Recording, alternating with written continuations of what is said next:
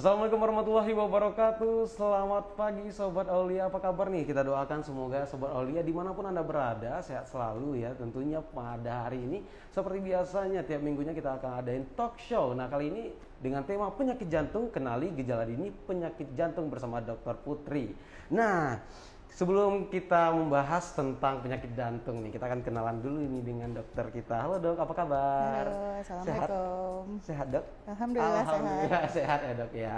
Iya, ini dokter Putri Yantesa SPJP VH.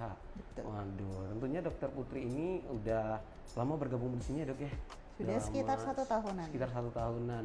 Nah dokter Putri, untuk pendidikannya beliau pada awalnya itu di tahun 2003 sampai 2009 itu dokter umum ya dok ya, dan setelah itu mengambil spesialis lagi di tahun 2014 dan selesai di 2019.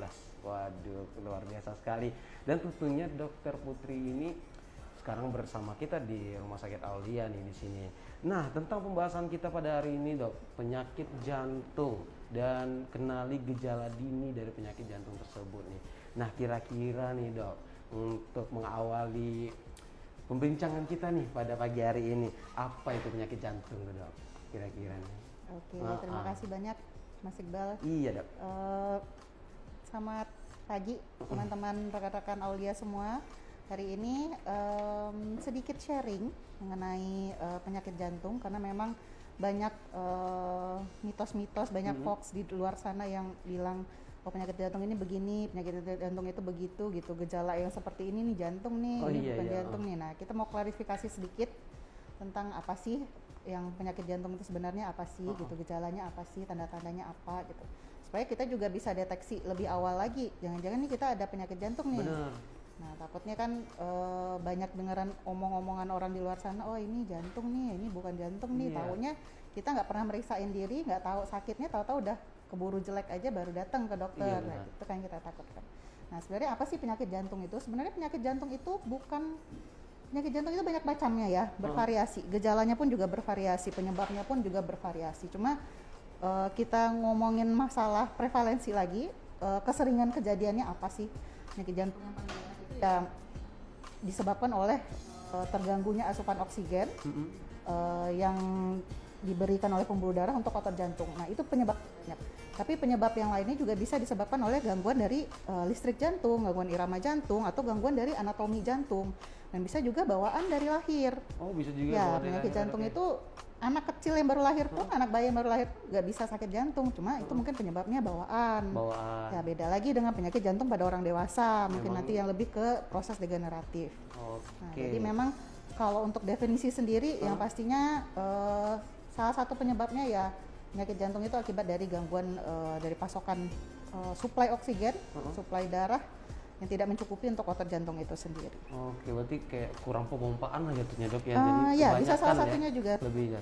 Nah untuk gejala umum ini dok, gejala umum dari penyakit jantung ini sendiri. Nah kira-kira apa tuh biasa? Kalau gejala yang paling umum, yang paling sering ya, sesuai dengan prevalensi lagi, itu nyeri dada. Nah nyeri dada yang seperti apa dulu nih yang sakit jantung gitu loh. Karena nggak semua nyeri dada yang orang bilang oh ini dada saya sakit gitu, ini jantung ini gitu loh. Nah nggak semuanya begitu. Kadang juga saya ketemu banyak pasien-pasien yang usia muda, cewek-cewek apa ya, terus dadanya sakit gitu, rasa ditusuk, sakit jantung, ini masa saya umur segini udah sakit jantung gitu loh. Nah gejalanya kenali dulu nyeri dadanya seperti apa.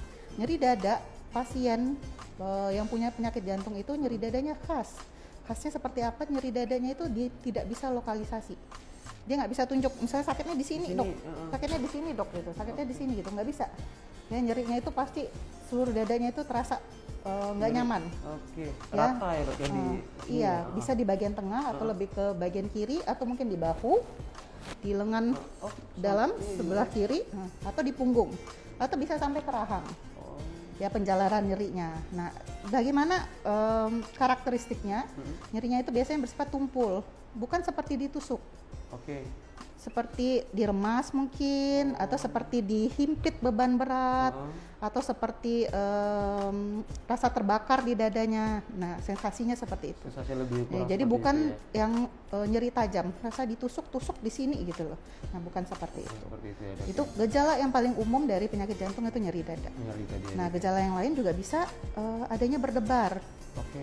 Nah, berdebarnya yang seperti apa nih? Bisa berdebarnya cepat, rasa bajunya rasa kayak mau diangkat-angkat gitu nih, dada saya berdebar gitu loh. Atau bisa berdebarnya pelan, atau bisa berdebarnya tidak teratur. Oke. Ya. Yang ketiga, gejala yang paling sering itu sesak. Nah, sesak ini paling sering dikeluhkan Secara umum oleh ya, Dok, ya, pasien memang ya. jantung. Cuma memang sesak ini nggak semuanya diakibatkan Ada, oleh iya, jantung benar. ya. Bisa mungkin dari masalah paru, Paru, bisa benar. dari masalah metaboliknya atau masalah-masalah yang lain. Cuma pasien jantung memang paling sering mengeluhkan sesak. Sesaknya itu bagaimana? Sesak pada saat dia aktivitas biasanya. Kalau tanda-tanda awal ya, dia biasanya bawa olahraga, lari 10 menit, nggak ada sesak nih, nggak biasanya nggak capek nih, biasa aja gitu loh. Sekarang kok jadi lari dikit. Dok, ya. Oh. Atau jalan 100 meter aja sesak gitu loh, udah ngos-ngosan gitu. Biasanya nggak kayak begini. Nah, hati-hati, itu tanda awal. Bisa juga tandanya seperti adanya bengkak di kaki. Bengkaknya paling sering tuh di kaki. Ya, kalau dia udah sering berdiri lama, habis itu dia aktivitas seharian, sore-sore kakinya bengkak. Nah, ini kenapa gitu? Oh, bisa jadi ya, Dok ya? Bisa jadi. Bisa Tidak jadi. tidak semua penyakit yang bikin kaki bengkak itu jantung Jantung, penyebabnya. ya. Nanti kan- Tapi bisa jadi tanda-tandanya seperti itu. Bisa jadi ciri-ciri terlihat dari fisik ya, Dok ya. Iya. Salah satunya bengkak di tajam kaki. kaki ya. Nah, tadi membahas tentang penyakit jantung bawaan dan sejenisnya. Itu termasuk dalam jenis-jenisnya, Dok ya? Iya. Nah, apa aja sih, Dok, jenis-jenis dari Nah, penyakit jantung? jenis penyakit jantung ini kita kelompokkan dulu nih. Oke. Dari yang paling sering muncul di usia yang dini. Jadi usia baru lahir nih ya. Kalau baru lahir itu ada penyakit jantung, kemungkinan dia ada penyakit jantung bawaan ya. Penyakit jantung bawaan ini dibawa dari lahir. Penyebabnya itu mungkin pada saat pembentukan janin itu tidak sempurna pembentukan ruang-ruang jantungnya, tidak sempurna pembentukan sekat-sekat jantungnya, tidak sempurna pembentukan dari saluran-saluran jantungnya. Nah, pada saat lahir, mungkin pada saat di kondisi masih di perut, masih jadi janin, itu mungkin masih terkompensasi karena kan aliran siklus darah janin Darahnya? itu berbeda dengan yang kalau dia sudah lahir gitu loh. Nah, jadi pas dia lahir baru dia ketahuan ini. Oh, ini anaknya kok lahirnya biru gitu loh. Kok ini anaknya lahirnya sesak nafasnya gitu loh. Bisa jadi. Atau kalau kita lihat ukur oksigen di darahnya kok jadi rendah gitu loh, nggak normal gitu untuk seusia dia. Nah, kenapa? Nah, bisa itu contoh dari penyakit jantung bawaan. Penyakit jantung bawaan ini sendiri juga jenisnya itu bermacam-macam. Ada jenisnya juga, Dok? Banyak macamnya ya. Mungkin dari yang paling ringan dulu itu mungkin ada terganggunya penutupan dari sekat jantungnya antara jantung kanan dengan jantung kiri. Kita kan punya ruang jantung yang besar itu 4 ya. 4. Ada serambi, ada bilik, dibagi lagi kiri dan kanan gitu loh. Nah, di antara kiri dan kanan itu ada sekat yang memisahkan darah kotor dan darah bersihnya. Nah, nanti bisa ada sekatnya itu bocor atau tidak terbentuk sempurna pada saat dia pembentukan jantungnya itu pada saat jadi janin. Nah, itu bisa bercampur nanti darahnya ya antara kiri dan kanan. Atau bisa juga penyebabnya karena adanya sumbatan saluran dari jantungnya itu tidak terbentuk dengan sempurna. Jadi mungkin alirannya seharusnya dia bisa ke paru atau bisa ke seluruh tubuh. Nah, ini nggak ada. Terhambat ya, Dok? Bukan terhambat, tapi tidak terbentuk sempurna. Ya. Atau bisa jadi pembuluh darah besar yang dari jantung itu malah terbalik. Ya, yang harusnya ini di kiri jadi di kanan, yang di kanan jadinya di kiri gitu loh. Nah, macam-macam keluhan jenisnya ya. Dan keluhannya pun juga beragam gitu. Belum tentu dia lahir bagus, saturasi bagus, pokoknya nggak ada keluhan nih. Sampai usia 10 tahunan, 20 tahun nggak ada keluhan.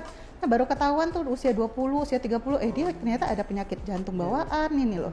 Ada yang kayak begitu yang tidak ada keluhan sama sekali, tapi dia ada. Ya, karena itu biasanya defeknya kecil atau kelainannya itu ringan. Ya. Tapi karena berjalannya usia, kerja jantungnya tetap makin lama makin beban jantungnya pasti berbeda dong sama orang yang normal gitu, karena dia punya punya defek ya, maksudnya punya kelainan di sekat jantungnya, pasti berjalannya usia nanti jantungnya pasti bakal berubah bentuk juga karena ketidaksempurnaan itu. Nah baru di situ nanti tampak gejala. Nah kira-kira tuh dok di jantung bawaan. Terus satu lagi ya, kalau jantung bawaan juga anak-anak yang tumbuh kembangnya kurang bagus, nah periksain deh ke dokter. Jangan-jangan dia penyakit jantung bawaan. Dia mungkin nggak ada keluhan apa-apa nih, nggak ada sesak, mainnya bagus, makannya bagus, tapi kok nggak tumbuh-tumbuh nih anak gitu loh. Bisa jadi, misalnya dia kecil, kurus gitu loh, nggak sesuai sama usianya. Bisa dia penyebabkan oleh penyakit yang lain, tapi ya jantungnya juga dicari tahu gitu, ada masalah nggak gitu. Atau dia sering batuk pilek. Batuk pilek tiap sebentar, tiap minggu, tiap bulan batuk pilek aja terus. Sensitif gitu ya. Iya, sering infeksi. Nah, ada masalah nggak nih jantungnya gitu. Periksain ke dokter anak. Nah, ini untuk seluruh dok, untuk seluruh orang tua yang ada di rumah nih, silakan dicek juga ya gejala awal, gejala dini dari masa pertumbuhan jantung anak nih. Karena kalau kita lihat penyakit jantung ini tidak melihat dari segi usia ya dok ya. Bisa kena siapa saja dan kapan saja ya dok ya. Iya betul. Benar kali. Baik, nah kira-kira selanjutnya apa nih dok dari jenisnya nih? Jenis yang lain, jenis yang cukup sering juga itu gangguan dari irama jantung atau kita sebut itu aritmia. Nah kalau aritmia ini penyebabnya itu mungkin anatomi jantungnya normal, ya sekat jantungnya bagus, otot jantungnya bagus, cuma PLN jantungnya yang bermasalah. Listrik jantungnya ya. Jadi jantung kita itu kan berdetak tuh, terus tiap menit itu mungkin 60 sampai 100 kali per menit ya. Nah itu ada sumber listriknya tuh di sana. Nah sumber listriknya itu bisa bermasalah akibat dari mungkin bawaan bisa, ya emang dia punya gen untuk itu gitu loh. Bukan beda sama penyakit jantung bawaan yang kelainan anatomi tadi ya. Ini mungkin bawaannya karena masalah aritmianya diturunkan biasanya dari genetik. Dari orang tua? Dari orang tua bisa, ya. Cuma sering nggak kedeteksi nih yang kayak begini nih, karena ngedeteksinya susah. Harus cek genetiknya, nggak bisa sembarangan kan, maksudnya di Indonesia pun juga kayaknya nggak semuanya bisa dicek gitu loh. Khusus lagi ya dok ya?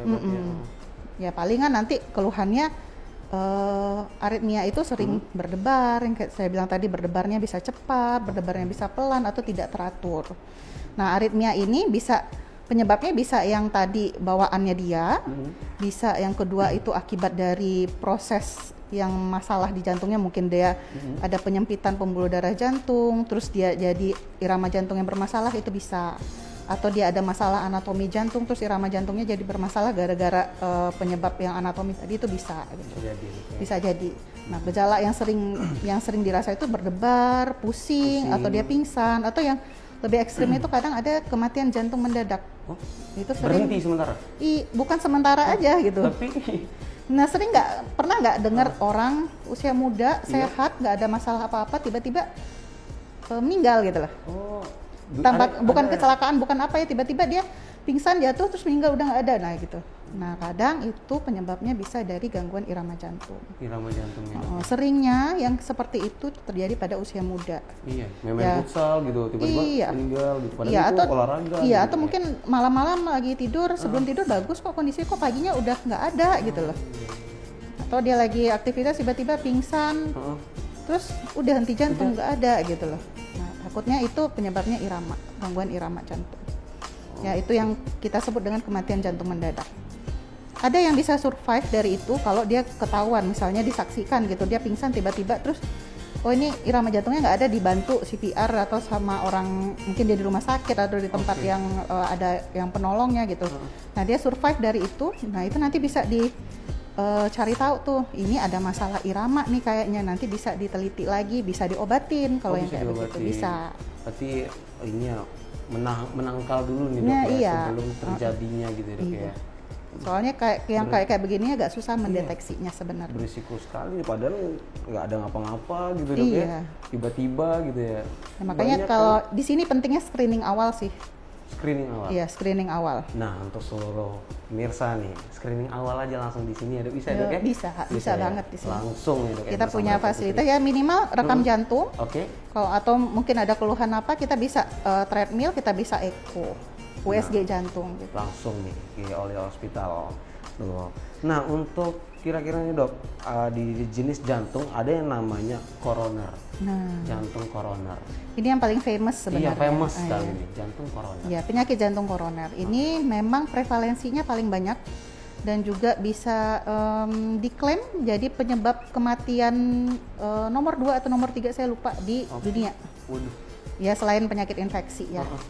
Ya, kenapa? Karena penyakit jantung koroner ini meningkat karena komorbidnya pun juga ikut meningkat gitu. Ya, jadi penyebab-penyebab dia kenapa bisa jadi koroner itu juga makin banyak orang sekarang gitu loh. Jadi penyakit jantung koroner ini dulu itu akibat dari penyempitan di pembuluh darah koroner.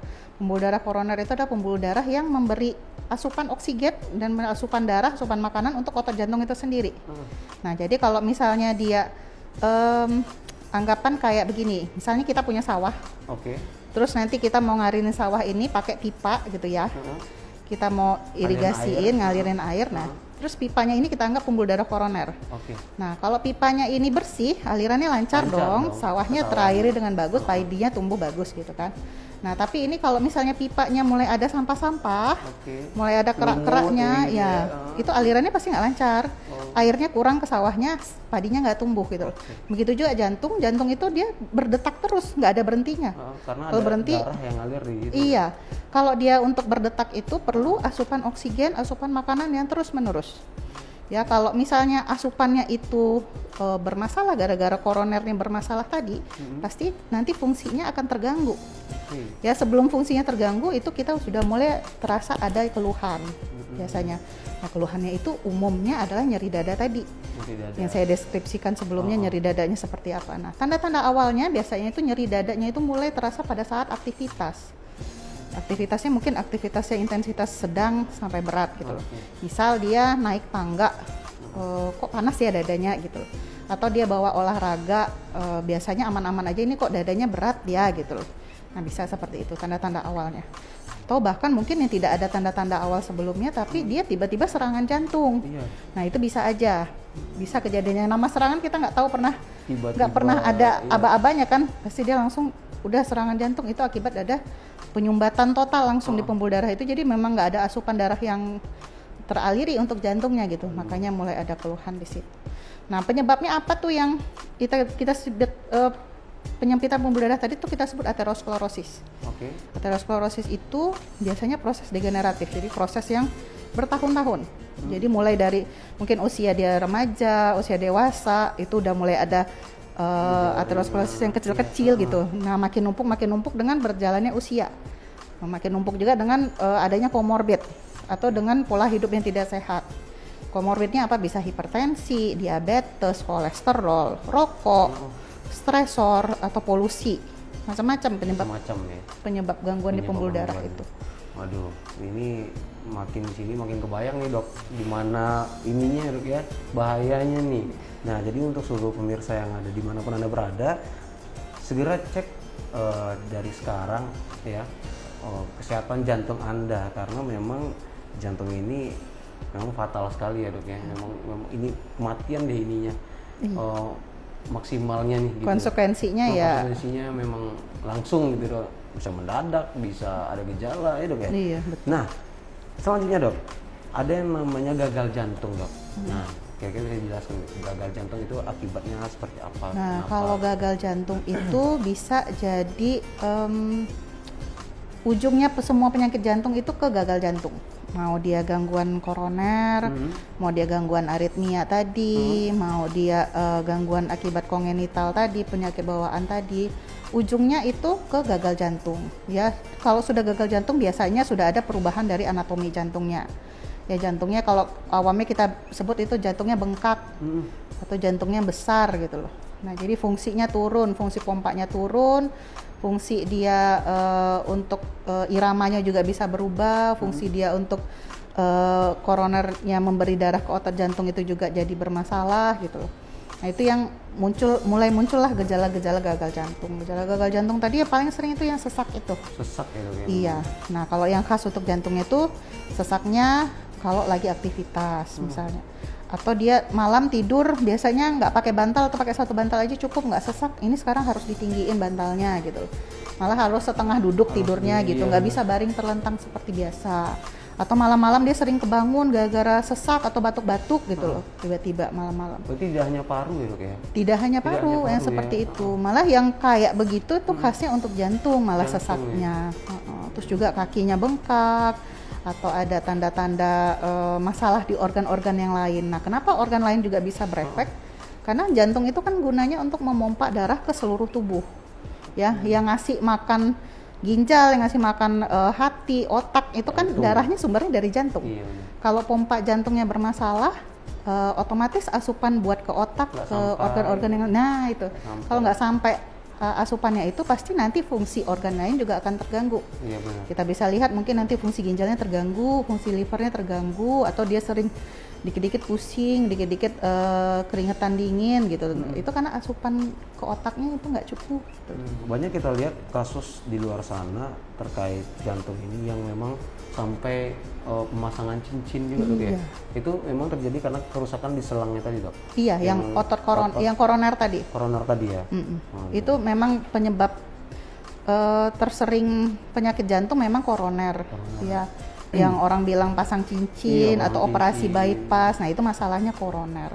Ya, jadi koronernya itu memang prosesnya memang degeneratif, tapi kalau dulu mungkin lebih banyak pada orang-orang tua ya. Orang tua, usia tapi 50 sekarang nggak bisa tahun. dipastikan lagi ya dok ya. Sekarang sudah agak bergeser nih trennya. Jangan pikir usia 20-an aman, nah saya nggak ada sakit jantung, mas saya aman gitu. Nah, belum tentu.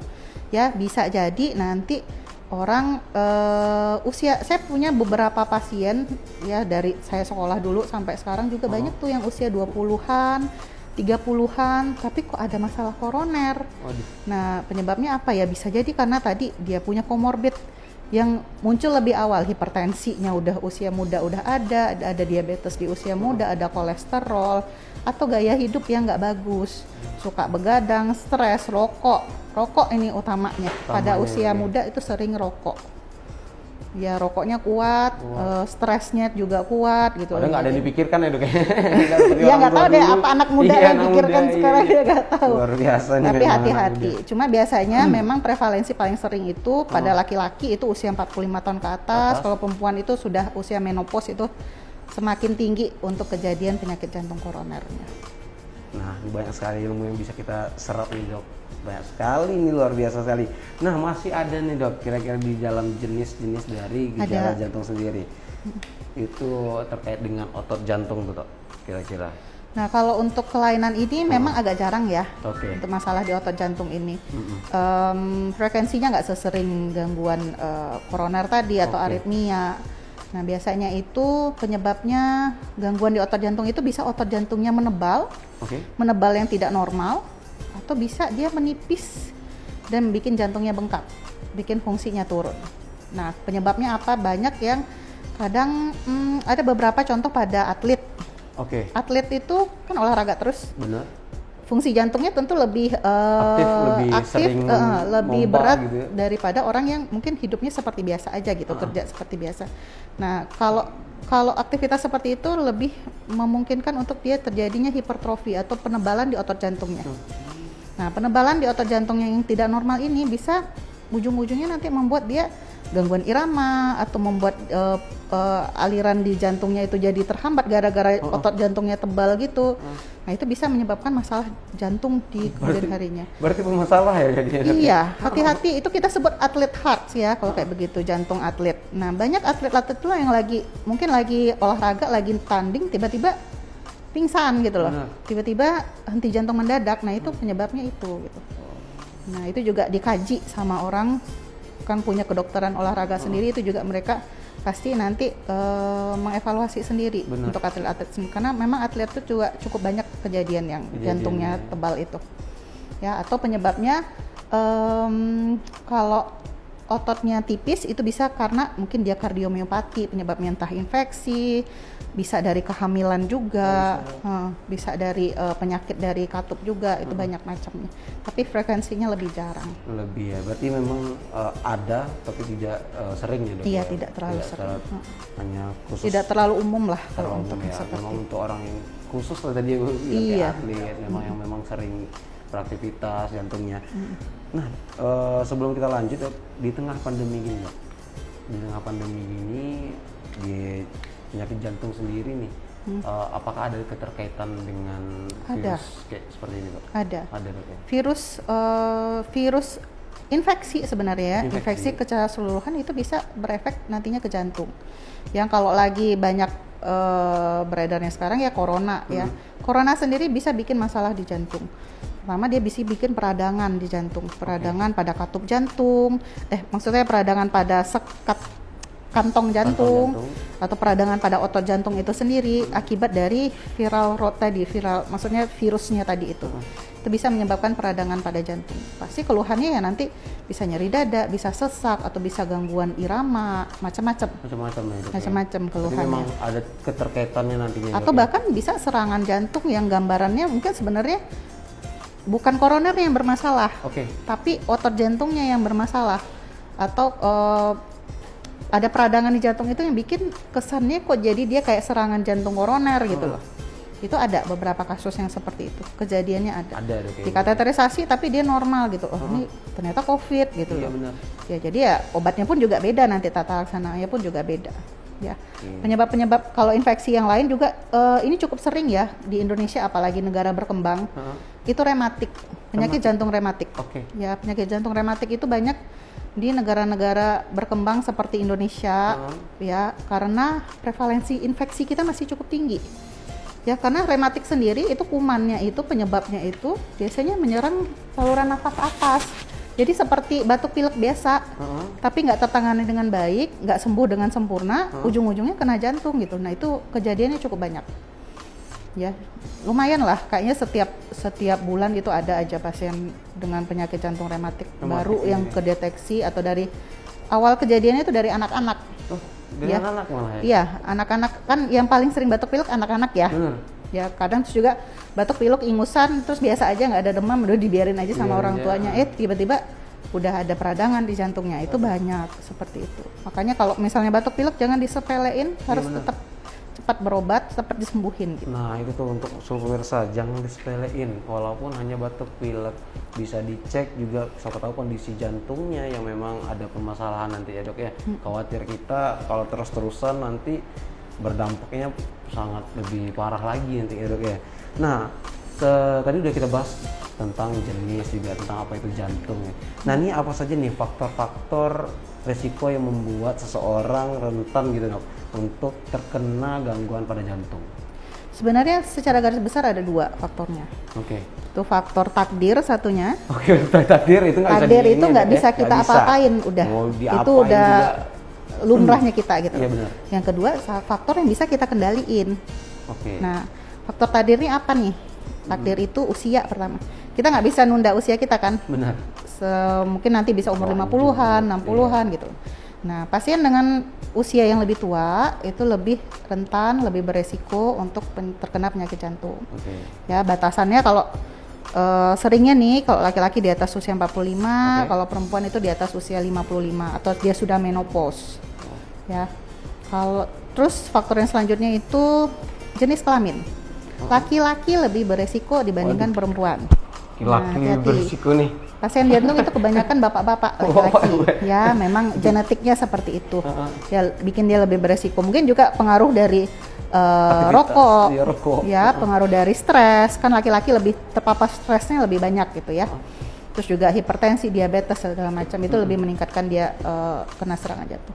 Yang ketiga, faktor yang nggak bisa kita kendali itu keturunan. Riwayat keluarga. Kalau punya riwayat keluarga punya sakit jantung, prevalensi kita untuk sakit jantung itu juga lebih tinggi dibanding orang yang tidak punya keluarganya ada riwayat sakit jantung gitu. Nah, itu berdasarkan genetik juga nanti diturunkan. Berarti keturunan bisa jadi salah satu faktor ya, Dok? Bisa. Oh, Cuma tetap ini diabetes aja. iya kayak Bisa jadi hipertensi, juga ya. diabetes, kolesterol itu semua bisa jadi keturunan gitu loh.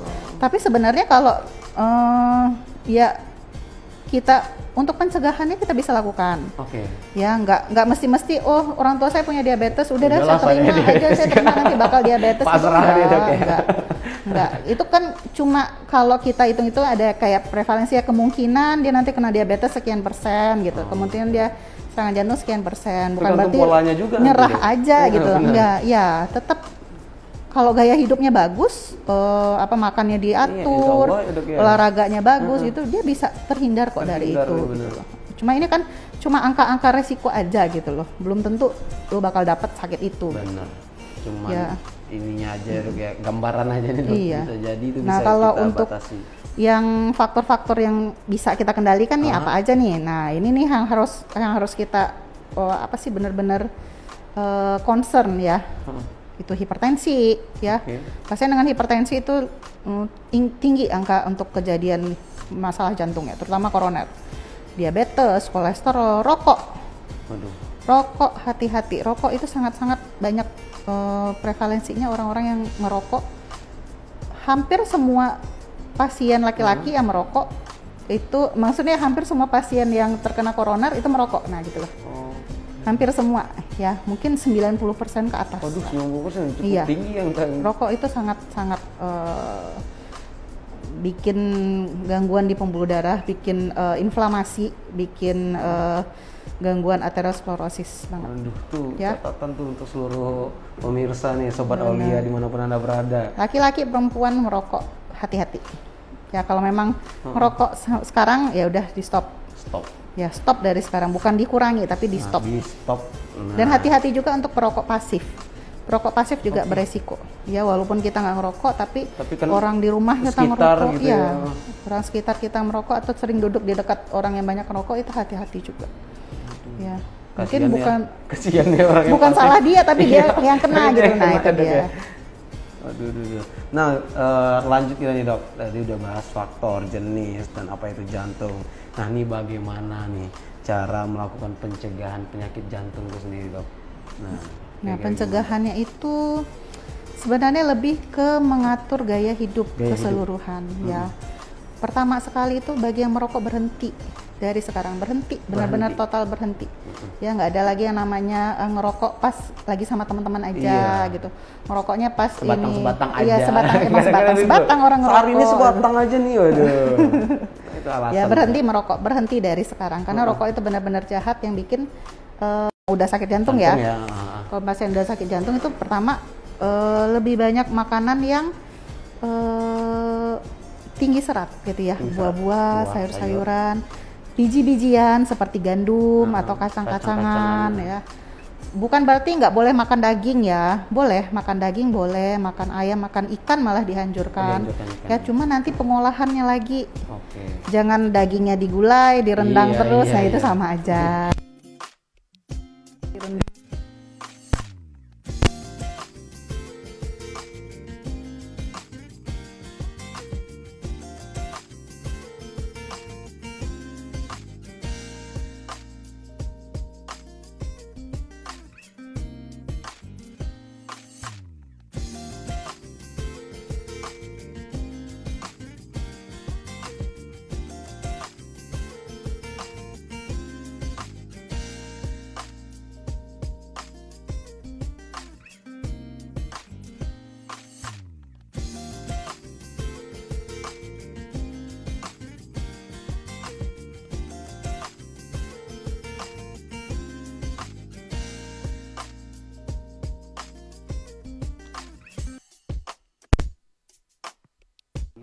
Sebenarnya nggak perlu yang berat-berat, tapi istiqomahnya yang penting. Oh, istiqomahnya. Ya, berkelanjutan. Ya, sehari itu mungkin olahraga cukup 3-5 kali dalam seminggu. Intensitasnya itu sedang, ringan sedang aja, durasinya 30 menit cukup. 30 menit sekali olahraga itu nggak usah banyak-banyak. Tapi ini untuk maintenance ya, kecuali dia nanti mau turunkan berat badan atau misalnya apa mungkin lebih ditingkatkan lagi.